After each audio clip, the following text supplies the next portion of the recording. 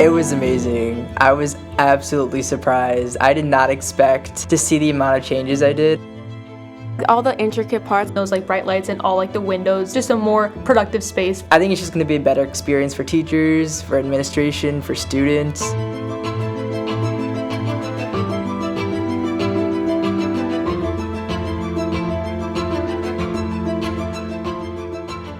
I always wanted to be an architect since I was like 9. The foundation being built like at the beginning of my junior year to now like seeing it all finished. It's just so amazing to know that I'm gonna be able to do that someday. From a young age, I've always wanted to do something, make a difference. For me, science was the way to do that, but I've never had a real plan of how to do that. But then when I got to South,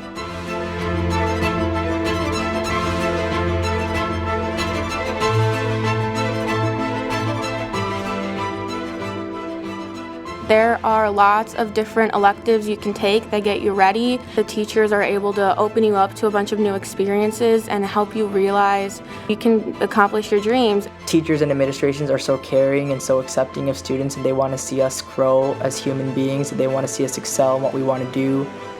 That's just kind of the main factors how we can accomplish our dreams at South.